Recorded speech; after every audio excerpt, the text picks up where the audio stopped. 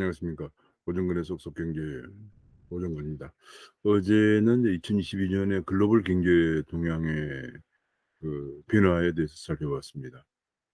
9대 글로벌 경제 환경 변화를 보고 그런 글로벌 경제 환경 변화에 대응해서 또 그 외에 이제 국내 경제 상황도 고려하면서 2022년 국내 경제 정책은 어떤 방향으로 운영되어야 할 것인지 하는 것을 한번 살펴보도록 하겠습니다. 특히 2022년 금년에는 3월 9일 날 대선이 있고 5월 9일 날 2개월 뒤인 5월 9일 날 새 정부가 출범합니다.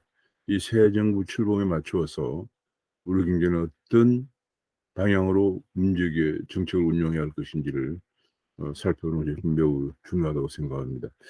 오늘 같이 한번 살펴보도록 하겠습니다. 그럼 제가 준비한 자료를 보시면서 같이 말씀을 나누도록 하겠습니다.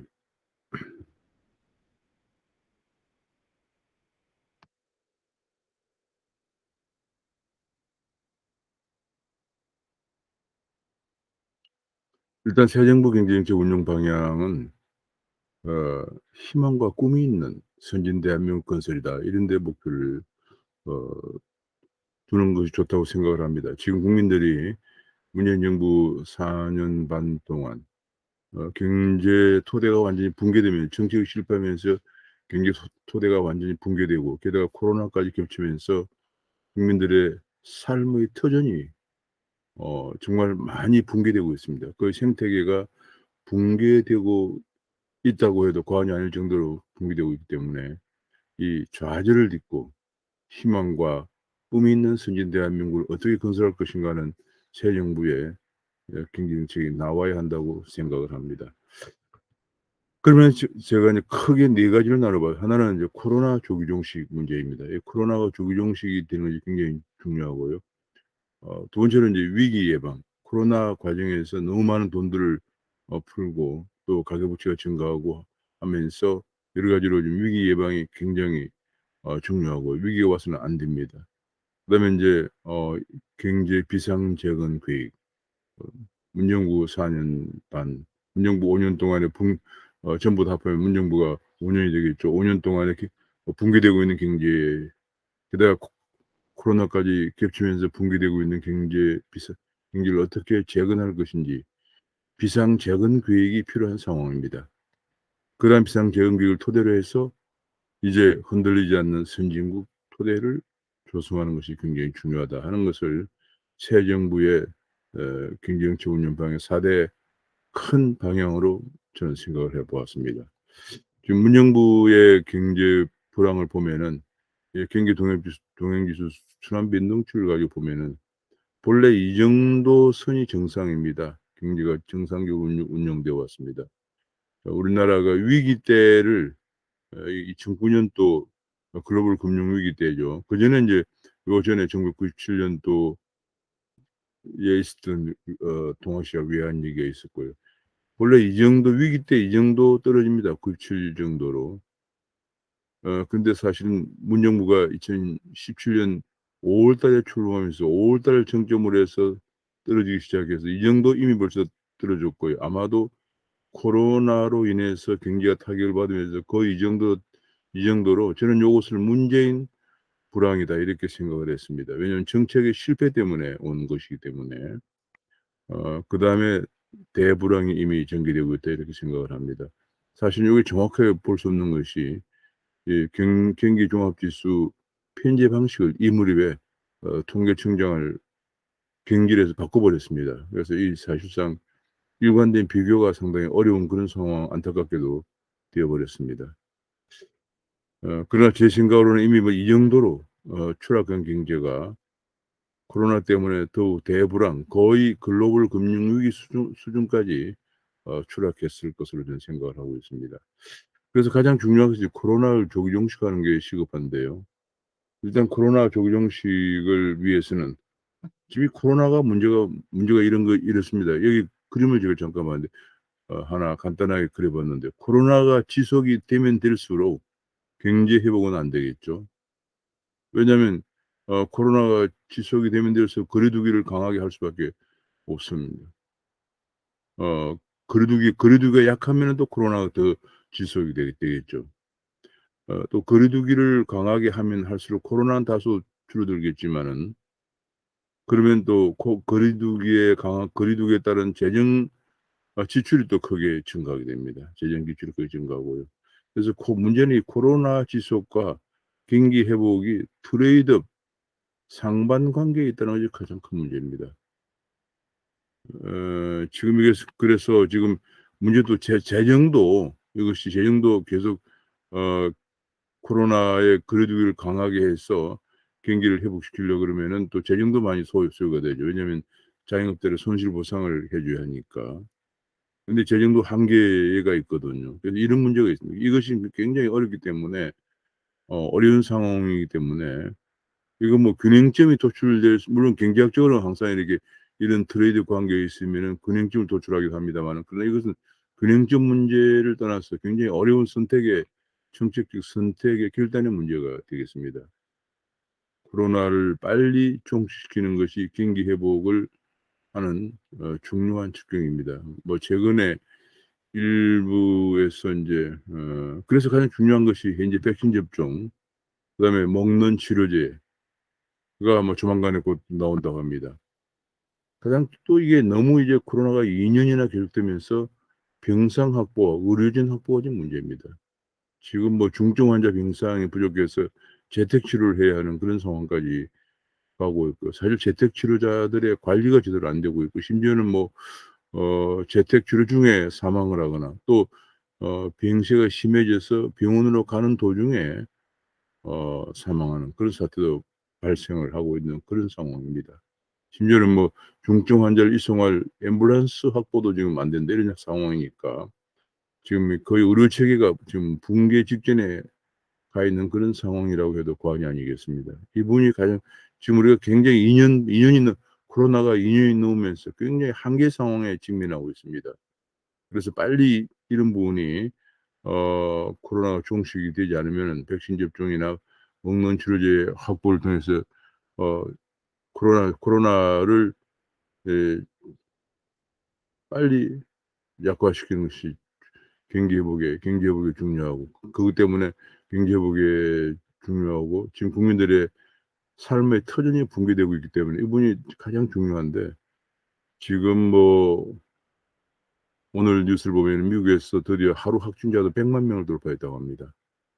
지금 어마어마한 상황입니다. 지금 조만간에 500만 명을 돌파하는, 미국에서 500만 명을 돌파가 나올 것이라는 그런 미국 질병관리청장의 언론 보도도 나오고 있는 그런 상황이라서 이것을 예상할 수가 없습니다. 제가 보기 코로나 지속이 1년 더 간다 그러면은, 금년 내내 간다 그러면은 경제가 거의 완전히 붕괴되고, 지금 이게 의료도 어 상황도 거의 붕괴되는 그런 참담한 결과가 올 가능성도 있다는 것 때문에 굉장히 우려를 많이 하고 있습니다. 어떻게든 이것이 가장 중요하고요. 두 번째로 인제 새 정부 출범, 이것이 가장 중요한, 두 번째로 인제 경기가 거의 지금 현재 W자형으로 갈 것이다. 쪼끔 코로나가 진정되는 듯 했지만은 다시 기승을 부리면서, 또 최근에 또 뭐 오늘 뉴스에는 프랑스에서 오미크론 이후에도 새로운 변종 바이러스가 발견됐다는 얘기가 뉴스가 나왔습니다. 경기가 다시 침체하는 이런 상황으로 가는데, 이런 이제 침체에서 코로나가 종식되면 다시 회복될 이런 전망인데, 이렇게 갈 것인가, 아니면은 완전히 어 경기 회복이 정말 늦어지는, 코로나가 금년 내에 계속되면 일제행으로 갈 가능성도 배제할 수 없는 그런 상황입니다. 그러면서 지금 그런 가운데 이번에 코로나로 인해서 비대면에 대한 여러 가지 디지털 기술들이 등장을 하면서 빅테크 기업들이나 지식 노동자들은 성장이 굉장히 빠릅니다. 성장이 오히려 되고 있는 비대면 디지털 기업을 중심으로 해서 성장이, 어 플랫폼 기업을, 비대면이니까 플랫폼이죠. 직접 매장에 가지 않고 플랫폼을 통해서 구매하고 소비하는 이런 기업들은 크게 성장을 하고 있고요. 반면에 그렇지 못한 대면 기업들, 소규모 자영업자들이나 서비스업의 노동자들, 굉장히 어려움을 겪는 그런 상황이기 때문에 이 사람들에 대한 포용도 굉장히 중요합니다. 경기 회복을 하면서도 이 사람들에 대한 포용도 같이 하지 않으면 안 되는 이런 상황에 지금 직면하고 있습니다. 그래서 과거처럼 그냥 시장 경제만 얘기해서는 안 되고 이 사람들도 같이 어려워지는 계층도 포용해 가면서 또 빅테크나 이런 쪽은 이제 피할 수 없는 디지털 전환은 피할 수 없는 대세이기 때문에 이런 쪽도 집중해서 가야 되는 이런 쪽이 어렵다고 해서 이쪽을 완전히 빅테크나 이런 쪽의 발전을 규제하면은 다 같이 어려워집니다. 그래서는 안 되고 이런 쪽도 어려워지는 쪽도 포용을 해 가면서 같이 나가는 포용적 성장 정책이 중요한 그런 시대가 되고 있습니다. 그다음에 인제 그다음에 중요한 것이 뭐냐면 코로나 관련한 이런 처방이 중요하고 두 번째로 가장 중요한 것이 복합 위기 가능성을 점검하고 예방하는 겁니다. 복합 위기는 여러 위기가 한꺼번에 온다는 얘기죠. 지금 현재 결국은 재정 위기, 이 재정 위기가 지금 현재 가장 큰 문제고요. 그다음에 두 번째 금융 위기가 올 가능성도 있고 그다음에 외환 위기도 올 가능성이 있습니다. 이것이 인제 큰 문제인데요. 지금 이것이 예를 들면 이렇습니다. 재정 한도가 지금 굉장히 이미 재정 한도가 위험수위를 넘어서고 있다. 금융 위기는 미국에서 금년에 금리 인상이 3번 정도 예상이 되고 있고요. 따라서 한국도 금리를 올리지 않을 수밖에 없는 상황인데 그런 금리 인상 전망 속에서 가계나 기업의 부채가 굉장히 많아서 이 부실의 부실이 금융 부실로 전이가 되면 금융 위기죠.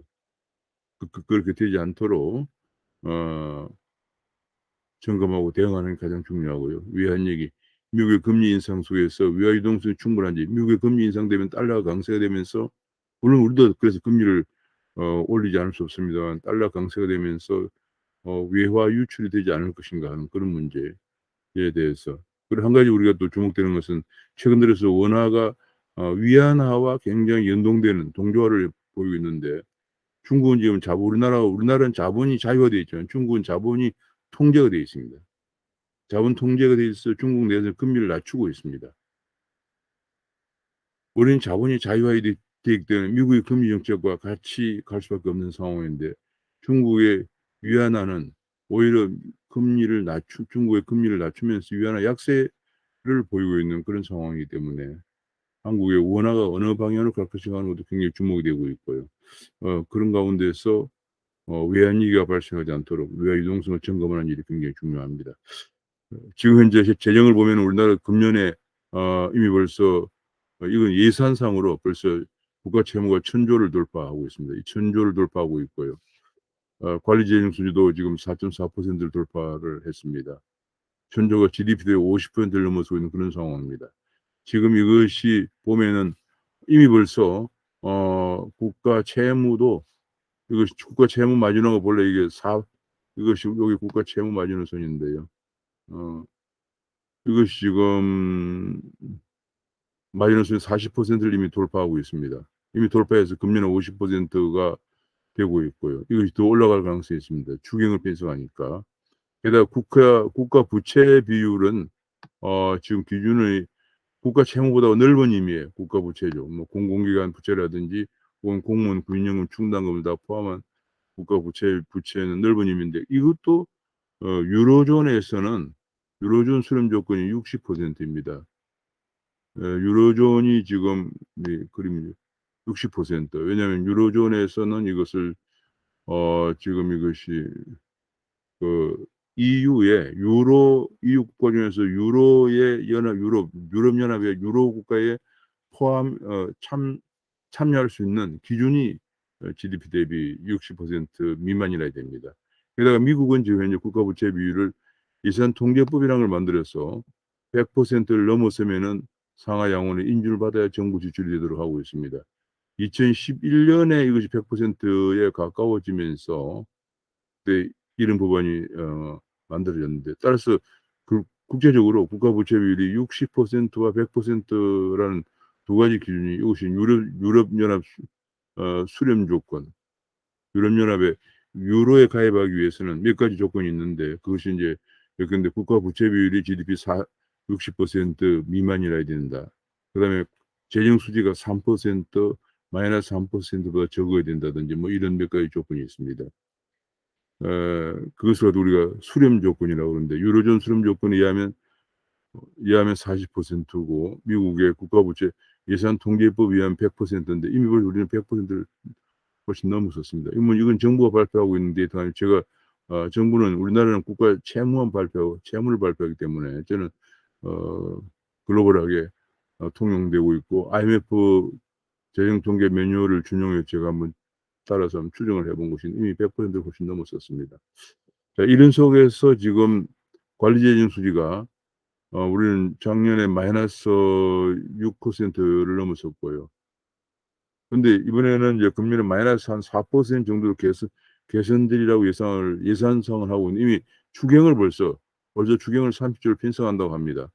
그렇게 되면 벌써 마이너스 6%를 또 지속할 전망입니다. 이게 굉장히 재정 수지도 위험하다는 얘기죠. 그래서 지금 재정 위기가 오지 않도록 지금 대비하는 게 철저히 굉장히 중요합니다. 그런데 지금 문제가 이거죠. 우리가 지금 경제가 안 좋아지면서 돈도 풀어야 되는데 재정을 풀어야 되는데 재정에 한계가 있는 거죠. 이 푸는 과정에 재정 위기가 오면 만사 끝이죠. 남유럽이 2009년도에 글로벌 재정 위기를 극복하는 과정에서 재정을 많이 풀다가 2011년에 재정 위기가 왔습니다. 그렇게 해서 더 경제가 추락을 하고 국민들의 삶이 더 어려워졌죠. 왜냐하면 국가 재정이 없으면 당장 의료라든지 의료비를 댈 수가 없으니까 병원을 못 가고 약국을 못 가고 또 교육 재정이 없으니까 아이들이 공부하는 데 벌써 큰 지장을 받고 각종 공공 서비스가 제공되지 않으면서 국민들의 삶이 도탄에 빠지게 됩니다. 그래서 이게 지금 소요 재정을 굉장히 점검을 하면서 경제 회복과 거리두기 이런 것들 종합적으로 봐야 되는 굉장히 어려운 상황입니다. 저는 그래서 고런 것이 굉장히 중요한데 지금 현재 재정이 그런 상황입니다. 그래서 또 두 번째가 인제 위기가 인제 가계부채나 기업 부채 증가에 따른 금융 부실 문제인데 이미 벌써 2011년 3분기 현재 가계 신용이 1,844조 원입니다. 우리 GDP가 금년에 한 2,000조 원 정도 작년에 2,000조 원 정도 될 걸 생각하니까 한 90%가 넘는 GDP 대비 가계부채 비율이 90%가 넘고 있고요. 기업 부채까지 포함한 걸 우리가 민간 신용이라고 그럽니다. 민간 신용은 벌써 지금 3분기에 219%가 올라갔으니까 GDP 대비해서 가계부채가 한 90% 기업 부채가 130% 정도 됩니다. 이런 것들이 이제 최근 들어서 급등을 하고 있습니다.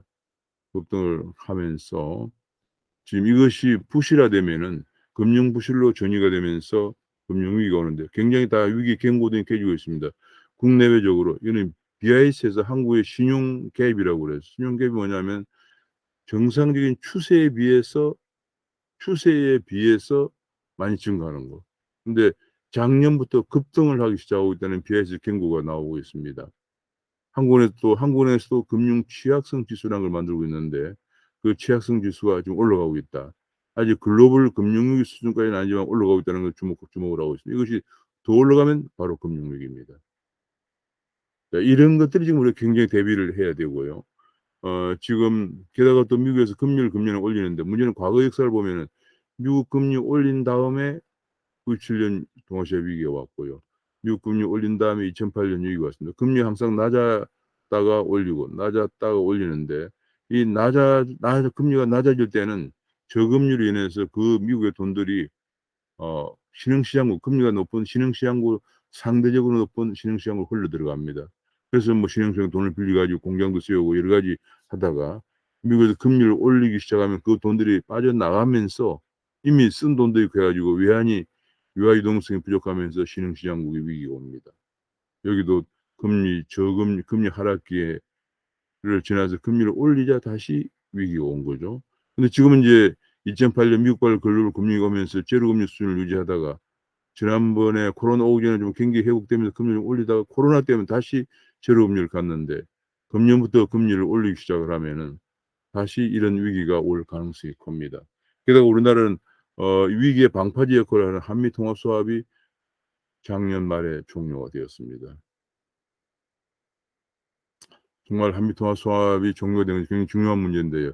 우리 여러 통합수합이 있지만은 기축 통화인 달러 기준으로 조달할 수 있는 통화 수합은 한일 통화 수합, 한미 통화 수합밖에 없습니다. 일본은 엔화인데도 달러 기준으로 하는 이유가 일본에 대해서는 미국은 상시 무제한 통화 수합을 제공해 주고 있습니다.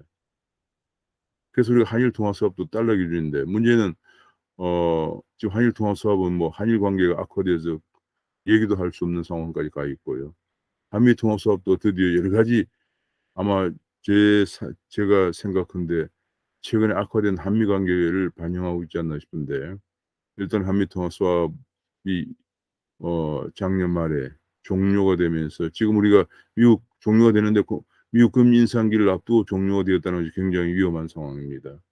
이런 문제에 관해서 우리가 대비를 좀 해야 되는 정말 새 정부는 위기 관리, 코로나 조기 종식과 더불어서 위기 관리가 굉장히 중요한 그런 상황입니다.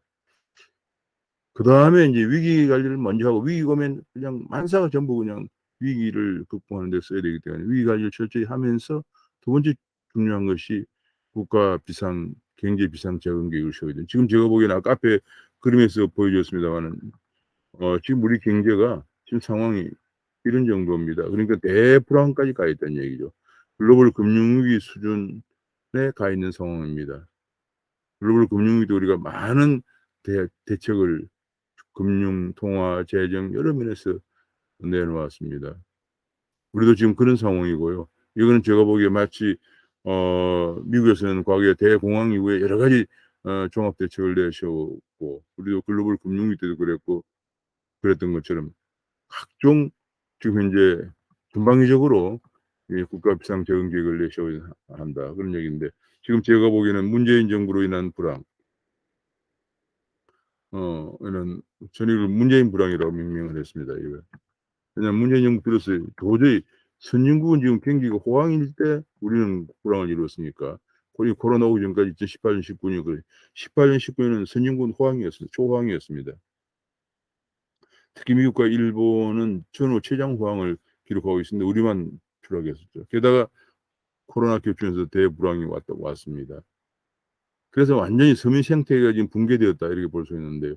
이 서민 생태계가 붕괴된 것을 우리가 타개할 수 있는 비상계획을 세워야 됩니다. 뭐 문재인 정부는 비단 경제뿐이 아니고 자유민주 시장 지금 뭐 정치도 자유민주주의가 위협을 받고 있고 법치도 무너지고 외교도 지금 고립되고 있고 안보도 지금 위험하고요. 교육, 여성 문화 전방위적으로 모든 분야가 지금 국가 전체가 사실은 붕괴되고 있는 그런 상황입니다. 제가 보기에는 그래서 새 정부는 비단 경제뿐이 아니고요. 경제뿐이 아니고 국가 전반에 관해서 국가 비상계획 정상 회복을 위한 국가 비상계획을 세워야 되는 거 아니냐. 대통령 주재로 이걸 하면서 추진해야 될 것으로 보여집니다. 각 분야에 비정상화되어 있는 것을 정상화시키는 그런 노력이 필요한 그런 상황입니다. 근데 경제 분야에서 적은 게 주요 내용은 일단은 먼저 재건을 시키려면은 현재 어려워지고 있는 자영업이나 소상공인의 회복을 재건해야 됩니다. 이게 뭐 재정의 한도 내에서 점검을 하고 재정이 지금 무작정 지원할 수 없는 상황이기 때문에 재정의 한도 내에서 해야 한다는 게 중요한데요. 이게 인제 저는 이 처칠식 리더십이 필요하다고 생각을 합니다. 이게 뭐냐면 처칠식 리더십이라고 하는 게 처칠식 리더 이 처칠 수상 영국의 처칠 수상이죠.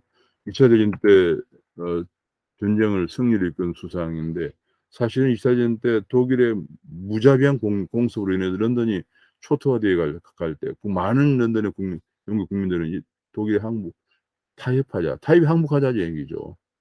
그런데 처칠은 "안 된다." 얘기하면서 국민들에게 피와 땀과 수고를 호소했습니다. 그리고 영국은 승리로 이끌었죠. 지금은 무작정 재정 지원을 할 수 없는 상황이기 때문에 뭐 전쟁이 아니고 피는 아니고 땀과 수고로 희망을 재건하자고 하는 대국민 호소와 리드를 하는 리더십, 처칠식 리더십이 절실한 그런 시기입니다. 복지 체계를 점검해서 재정 여건을 고려해서 취약계층을 중점 지원하는 선별 복지를 강화해야 됩니다. 지금은 이게 국회에서 인제 어 민주당이 다수당이기 때문에 이것이 뭐 통과가 어렵겠지만 일단 설득하고 추진을 계속해야 됩니다. 지금 왜냐하면 보편적 복지를 무작정 뭐 심지어는 어떤 경우는 지원도 있는데 이렇게 할 상황이 아닙니다. 재정이 굉장히 어려운 상황이기 때문에 재정 여건을 점검을 해서 복지 체계, 전달 체계를 복지 전달 체계라고 그러죠. 이게 중복 같은 것도 있으니까 체계를 점검해서 선별 복지를 강화해야 된다. 어려운 계층을 좀 중점 지원하는 게 필요하다 그런 얘기고요. 그다음에 공공 부문을 대대적으로 계획해야 된다. 너무 공공 부문이 비대해졌습니다.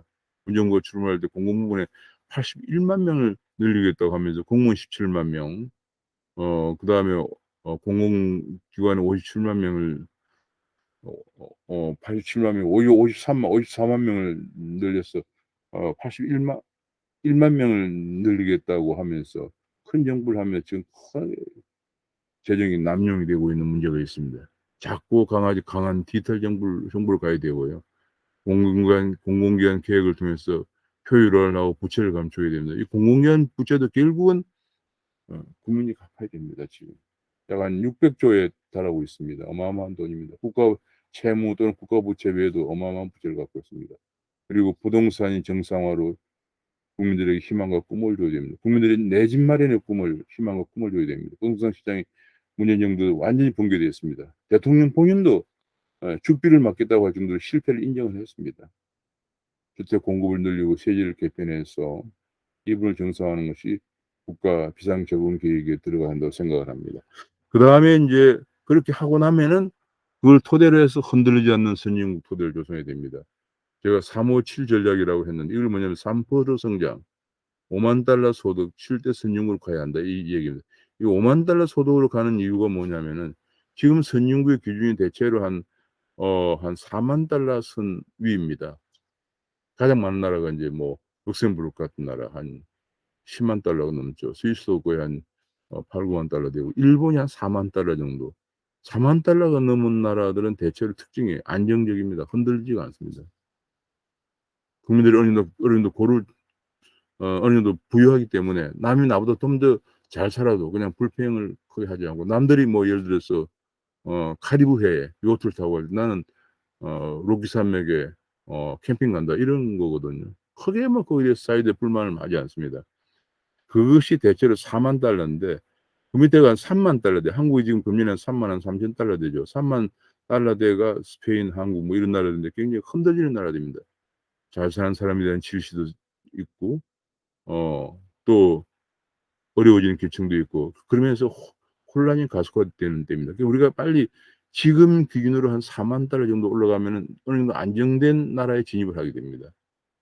근데 지금 기준의 $40,000가 한 몇 년 뒤에는 근데 한 5 년이나 10년 뒤에는 그 나라들도 성장을 하기 때문에 한5만 달러가 될 거예요. 우리가 그런 흔들리지 않는 선진국이 되려면은 $50,000 정도 가야 되는 $50,000 가려면 지금 한 3% 성장을 계속하면은 한 5 년에서 10년 후에 $50,000 까지 갈 거다 이렇게 생각을 합니다. 그렇게 되면 우리가 7대 선진국에 들어가게 됩니다. 지금 우리가 GDP 기준으로 거의 한 10위권 정도인데요. 7대 선진국으로 갈 수가 있다 그런 생각입니다. 그런데 지금 현재 보면은 우리나라 문제가 잠시 성장률이 하락을 하고 있습니다. 한국은행이 전망한 걸 보면은 이 금년 지금 정도가 2% 정도가 잠재 성장률로 떨어져 가지고 왜냐하면 이게 떨어지는 이유가 지금 보면은 인구가 계속 줄어듭니다. 합계 출산율이 가장 낮은 OECD 가장 낮은 0.84까지 떨어졌거든요. 인구가 계속 줄어들고 있고요. 그래서 인구 기여도는 거의 제로 정도로 갔습니다. 이것이 계속 그러면서 이게 인제 요것이 자본 투입이죠. 자본 투입 증가율도 기여도 떨어지고 생산성도 막 크게 증가하지 않습니다. 그래서 잠재 성장률이 떨어지는데 2030 년부터는 금융연구원의 분석한 거 보면은 1% 이하로 떨어질 것으로 2030년 1% 이하로 떨어졌다가 2040 년대에는 0.78%, 2045년 0.5%까지 더 떨어진다는 분석이 나왔습니다. 그럼 우리가 이렇게 되면 잃어버린 시기로 시대로 진입하는 거죠. 잃어버린 시대로 진입하는 거죠. 일본의 잃어버린 20 년, 지금까지 잃어버린 30 년인데 그게 뭐냐 1992 년부터 1%대 이하, 평균 1% 이하 성장률로 간 거예요. 평균 1% 이하 성장은 거의 일자리가 안 생기는 상황입니다. 그러게 되면 이제 그 시대는 완전히 좌절하고 절망밖에 없는 거죠. 일자리가 없으니까 다시 부모님 집으로 들어와서 같이 사는 그걸 캥거루족이라고. 부모가 자식을 버릴 수는 없는 거니까. 그걸 캥거루족이라고 그래요. 그것이 일본의 지난 30 년입니다.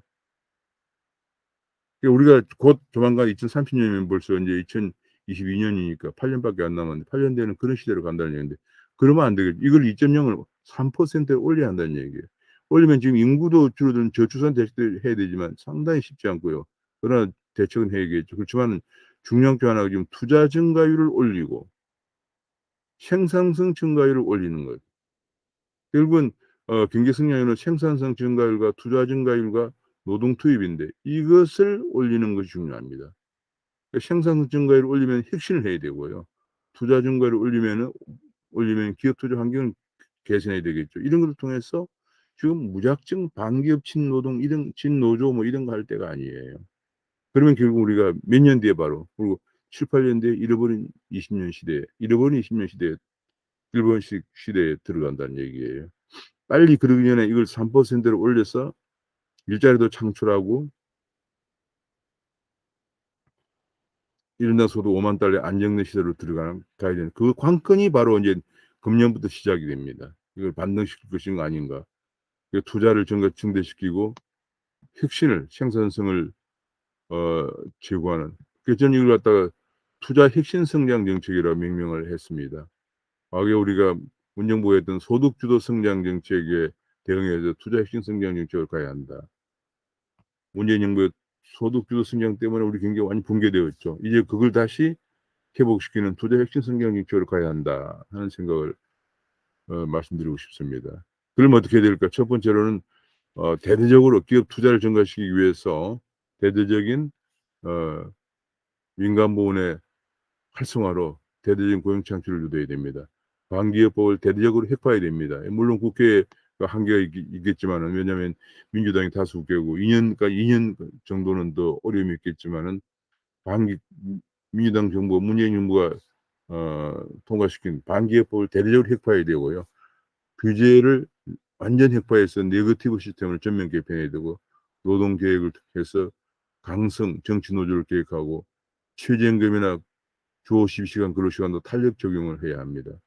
그다음에 세제 개혁도 해야 한다. 저희 예컨대 연구개발 생산성을 높이기 위해 연구개발하는데 연구개발 세액 공제 같은 걸 확대한다든지 이런 걸 해야 됩니다. 그다음에 인제 해외에 나가는 기업들 리쇼어링 해야 됩니다. 이게 미국에서 리쇼어링한 기업들 1 년에 600개 800개씩 미국으로 돌아오고 있습니다.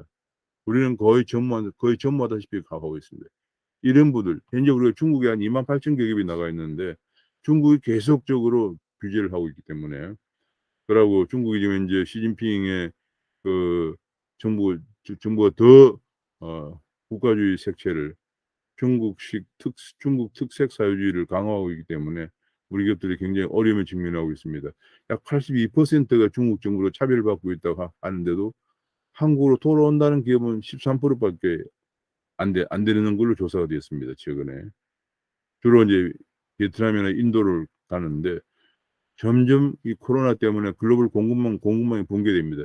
그 동남아 쪽에서는 백신 확보도 힘들어서 계속 공장을 가동 중단하면서 부품이나 중간재를 거기서 만들어서 가져와서 조립하는 글로벌 공급망 체계가 붕괴되고 있기 때문에 각종 그런 기업들이 우리나라에 들어와서 일자리도 창출하고 글로벌 공급망 붕괴에 대응해야 된다. 그러려면 이제 리쇼어링 할 수 있는 때 대대적인 환경을 조성해야죠. 아까 앞에 본 것처럼 이런 것들. 방기업법을 획파한다든지 규제를 획파한다든지 노동교육을 세제교육 이런 것들을 해 줘야겠죠. 이것이 사실은 가장 중요한 관건이에요. 그다음에 청년 벤처 창업도 활성화해야 됩니다. 강소기업을 유니콘 기업으로 도약하는 환경을 획기적으로 개선해야 되고 벤처기업 창업을 환경 개선하고 테크 코리아라고 그래서 영국은 테크 UK라고 그래서 전국에 23 개의 테크 클러스터가 만들어져 가지고 약 지난 몇 년간 150만 개 일자리가 창출되었습니다. 우리도 그런 것들을 만들어야 되고요. 차등 우리가 좀 더 기업이 처음에 창업했다가 기업을 인제 키우려면은 자금을 유치받아야 되는데 창업주의 지분이 점점 작아지면은 결국은 경영권이 위협받으니까 기업을 키울 수가 없습니다. 그것 때문에 도입된 게 선진국의 차등 의결권이라는 게 있는데 우리도 빨리 그걸 도입해야 됩니다. 지금 현재 최근에 쿠팡 문제로 그것이 불거졌지만은 쿠팡이 뉴욕에 상장을 합니다. 왜 뉴욕 상장했느냐? 차등 의료권이 한국은 보장이 안 되기 때문에 기업을 키울 수가 없다. 최근에 지금 뭐 우리 암호화폐 최대 거래소인 거래소 업비트를 운영하고 있는 업비트 운영하고 있는 회사 두나무나 회사도 미국에 상장한다는 보도가 할 계획이라는 보도가 나왔습니다. 그러니깐요 우리나라에서 기업들 또 창업이 유 유니콘 기업이 나오기 힘들 뿐만 아니라 한국의 자본시장도 계속 발전이 안 됩니다. 예 이런 부분을 우리가 이제 개선을 해야 되고요. 그다음에 우리가 뭐 4차 산업혁명 시대를 맞이해서 이 산업 구조를 첨단화를 가속화시켜야 됩니다. 국가 선도기의 기술을 육성한다든지 연구개발 획기적 지금 우리나라 연구개발 세액 공제가 적은 편입니다, 다른 나라에 비해서. 지금 인공지능이라든지 혹은 뭐 빅데이터라든지 혹은 블록체인이라든지 뭐 각종 그런 분야에서 지금 연구 인력도 부족하고 연구 개발도 부족합니다. 이런 연구 개발 획기적 지원하고 이 연구 인력도 이게 지금 결국은 이게 교육계획 관련된 문제인데요. 이게 교육계획을 통해서 계획으로 연구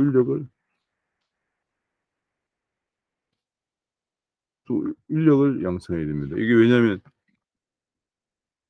지금 이런 것이 가장 중요한 것이 4차 산업혁명이라고 하는 것은 거의 디지털 혁명이기 때문에 우수 인력이 필요하거든요.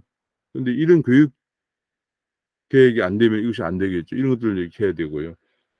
지금 금융 산업을 획기적으로 육성할 필요가 있습니다. 이게 전 제주도나 송도나 새만금을 제2 홍콩으로 건설해야 된다. 이 왜 제2 홍콩이냐면은 홍콩이 지금 중국의 예속이 강화되면서 홍콩에 있는 많은 금융회사들이 빠져나오고 있습니다. 우리가 그걸 전부 받아들여서 제주나 송도나 새만금을 제2 홍콩으로 건설할 필요가 있다. 그렇게 되면서 그리고 지금 디지털 화폐 시대에 진입을 하고 있기 때문에 여기에 막 발맞춰서 세계 디지털 금융 중심지를 육성할 필요가 있다.